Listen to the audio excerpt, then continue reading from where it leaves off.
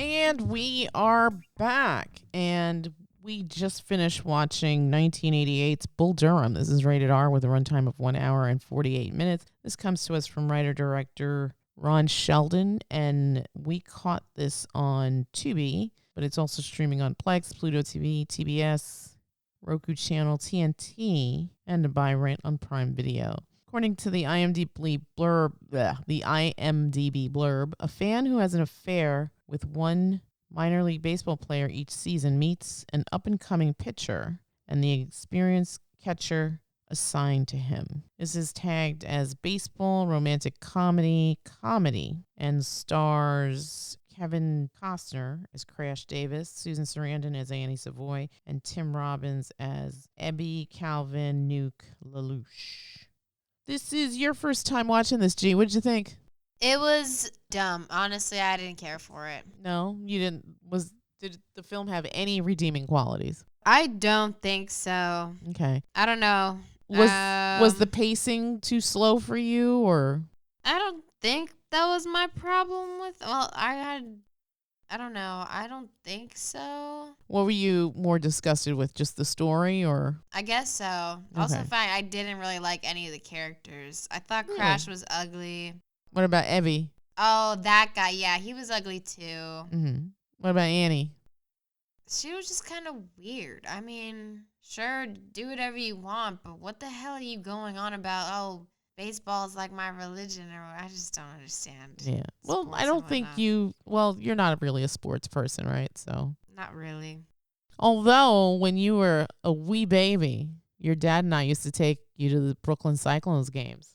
Yeah, I think you guys have told me about that. You had Cyclone Bear, who you loved very, very much. That's cute.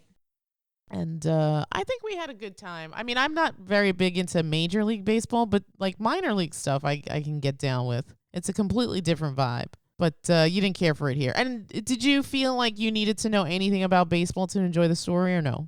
No. Anyone can watch this movie. It's really not that complex. Right. And not that you enjoyed the film, but did you like any of the scenes, or?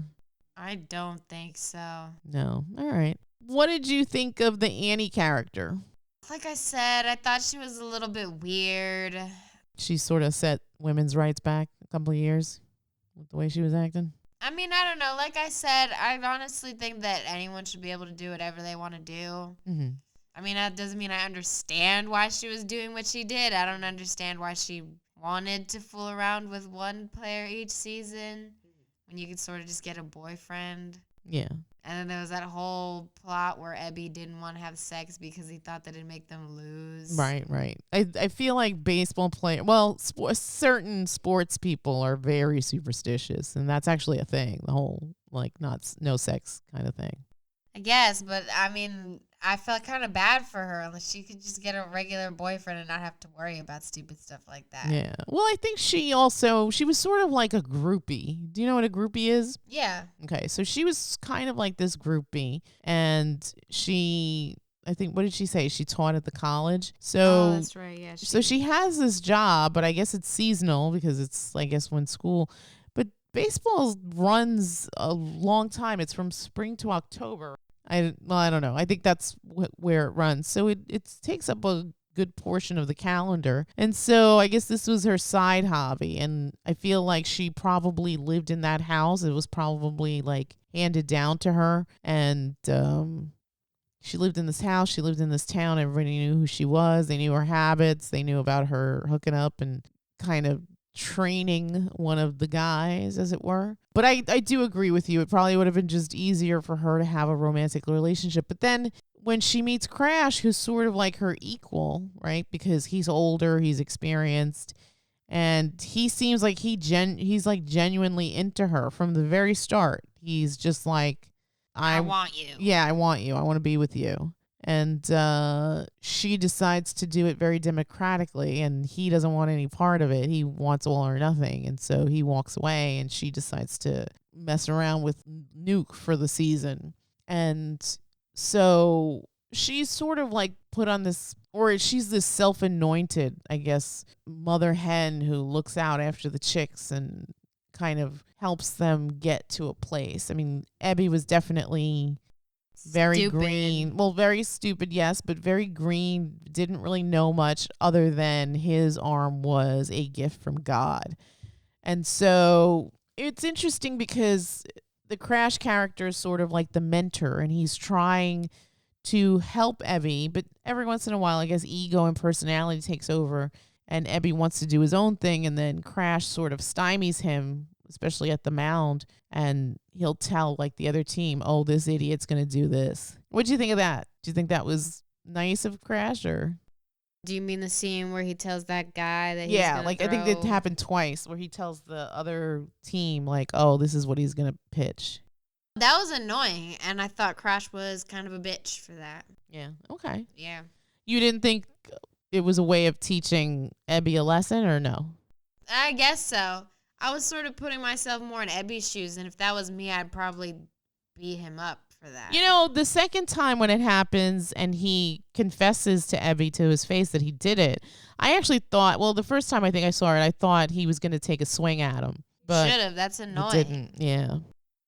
What did you think of the idea of Crash being pulled into the situation to mentor Nuke, and then when Nuke goes into the majors, he's sort of discarded? What did you think of that? What do you mean? Like, did you feel bad for Crash? Did you not care? I guess I didn't care. All right, fair enough. It sort of made sense. I mean, he gets brought up to mentor him. I mean, he doesn't need to be mentored anymore, so. Right. So How they about don't really Crash? need him. And I think they said, like, they had this other young pitcher coming up the ranks, so they were going to get rid of Crash. Yeah, it's just kind of how it works. Yeah.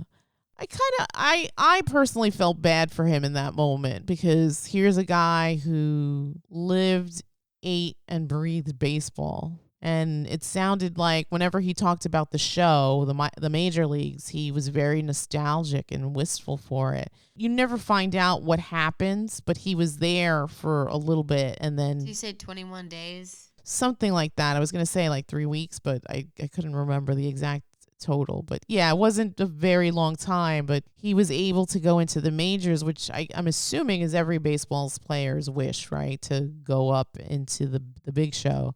And so he was there, and he forms I don't know about opinions, but through that experience, he picks up a lot of knowledge, and that's the stuff that he's kind of giving to Ebby / Nuke. What did you think of the idea of like needing a nickname? I mean, I guess because his name was already kind of dumb. It was Yeah. Ebby or whatever. Ebby Calvin LaLoosh. LaLoosh. Yeah, just a ridiculous name. Yeah, very. But I thought that the nickname was stupid too. Nuke. Yeah. Whatever. I don't know. I'm probably just dogging on this movie because I didn't really like it. No, I could tell. So I have to be honest. I saw this in the theater as a young person in '88, and I thoroughly enjoyed it. I was very invested in the I guess the love triangle there, because initially I guess A&E has a plan, and she's gonna do her seasonal picking of the litter, and then she comes up against Crash, who is basically like her equal. He's probably closer in age to her, doesn't seem to BS, and seems like he's very into her. So, but she doesn't go down that road. But she definitely, there are scenes within the time that.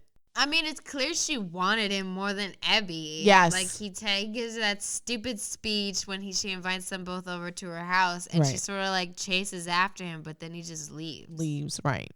But, I mean, that was good, right? Because he's not playing around or stringing her along. I mean, she's very, for someone who's mature, she's very immature to me. Yeah. So I thought that was interesting. And to your point, yes, it seemed like she always was into Crash, but for some reason. Yeah, she didn't even really care that much about Ebby. This is No. in the scene where they're having sex. Doesn't she call him Crash? Yes, that's That terrible. is so embarrassing. I mean, I guess life in a small town, there's not really much to do. This is before cable and streamers. I guess. Gee, on a scale of 1 to 10, what would you give this film? Maybe like a 4 or something. 4. Wow. I don't know. I didn't like it. I was sort of thinking maybe I could give this like a 6 or a 5, but Not I a, just, Ma, don't even try not it. even a 6. I said don't try it. I can't even really give it an average okay score because I didn't think it was average. I didn't like it. And normally I think I'd give it a 3. Wow. But My goodness, girl. I'll give it a 4 today. Sadly, you're incorrect, but I'm not. I enjoyed it. I think it still holds up. I think we saw it on Tubi, so it had commercials. That was my only gripe with the film. Yeah, I think so too. Yeah. Otherwise, I still remember it. I think some of the jokes don't hold up in the year 2025, but that's okay. It definitely hit all my nostalgia, and it was kind of interesting as an older person now. It's funny, when this film came out, I was about 16. I am no longer 16.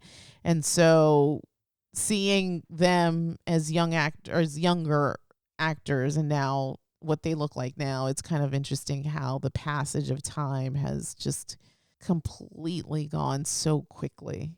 There are days where I feel like I just graduated from high school.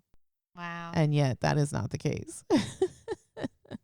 I think I would give this film a 6 or a 7. Oh my God. So I'll You give just it a had to. So I'll had give to it a add that 6.5 because I think it was good. I think it still played well. I think the writing is really sharp. I enjoyed the fact that even though it's baseball centric, you don't really need to know much about the sport or anything to kind of enjoy the film, because even though I think I read really quickly that the director, this is kind of based on his own experience in the minor leagues. You don't really need to know much about baseball or batting averages or whatever the hell people talk about when they talk about baseball. Yeah, that was kind of nice. So that was a nice aspect of the film. Yes, and it was more about these male relationships, friendships to an extent. I mean, it'll be interesting to see if Ebby keeps in touch with Crash. I think Crash was very instrumental in getting Ebby/Nuke to the majors, but will he continue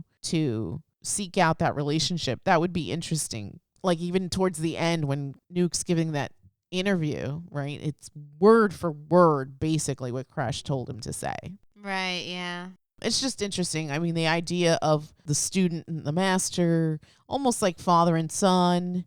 We saw Frankenstein recently, so that was interesting. And it's funny because we're going to pair this film with Field of Dreams, which is also about baseball, which also has Kevin Costner and also has this thread of father and son in it. So it's kind of interesting that, and they both came out around the same time. I think Field of Dreams came out first, and then either the following year or 2 years later, Bull Durham came out. Actually, I think Field of Dreams was 87, if I remember right. But anyway, I'm not going to look it up. But yeah, I think if you saw this in the 80s, I think it would still land.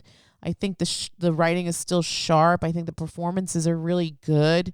I really like the whole small town feel and like all these minor characters that come in and out and add to the broader story, and just a lot of the tender moments between the characters. Crash trying to instill some wisdom into Ebby, the interplay between Annie and Crash, and just at the end too, where it kind of all resolves itself.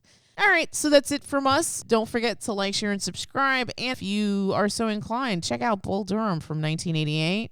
Obviously, if you're from the younger generation, maybe skip it, as G would say. But I guess you'll get a little bit of entertainment or something for an hour and 40 minutes or so. Yeah. Look at you being magnanimous now. All right, I appreciate that. So, Bull Durham from 1988, rated R, with a runtime of 1 hour and 48 minutes, from writer-director Ron Shelton. Playing on Plex, Pluto TV, TBS, Roku Channel, TNT, Tubi, which are all streamers with commercials. My goodness. Or you can buy or rent it on Prime for $2.99 and avoid all the commercials. Although I think it depends on what subscription you have on Prime. Anyway, that's it from us. Please don't forget to like, share, and subscribe. And with that, we'll wrap it up and bid you all a Good night. good night.